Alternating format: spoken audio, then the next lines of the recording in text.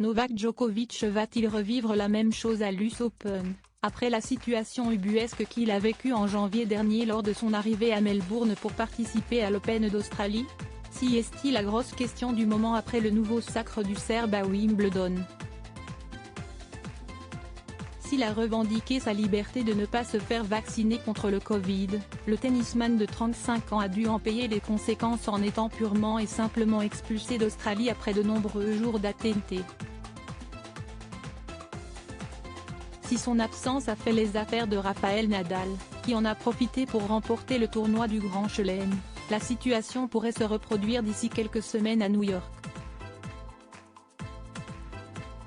Pour participer à l'US Open et surtout rentrer sur le territoire américain, il faut présenter un schéma vaccinal complet, ce que n'a pas Novak Djokovic à l'heure actuelle et ce qu'il ne compte d'ailleurs pas faire. Un célèbre journaliste, qui a notamment écrit pour le New York Times, a tenu à rappeler la situation en y ajoutant un petit commentaire personnel sur son compte Twitter. À moins d'un changement rapide de la loi américaine sur l'immigration, Wimbledon sera le dernier tournoi du Grand Chelem de l'année pour Djokovic. Les États-Unis exigent que les étrangers se fassent vacciner pour entrer sur leur territoire et Djokovic a fermement déclaré qu'il n'était pas prêt à se faire vacciner, se transformant ainsi en tête d'affiche anti-vax, lance Ben Rothenberg.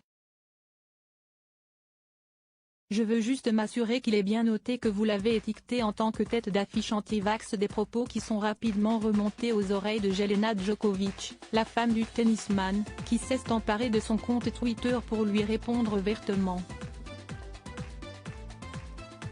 Excusez-moi. Je veux juste m'assurer qu'il est bien noté que vous l'avez étiqueté en tant que tête d'affiche anti-vax pour une raison quelconque. Il a simplement répondu à ce qu'est son choix pour son corps, explique la mère de 2 enfants.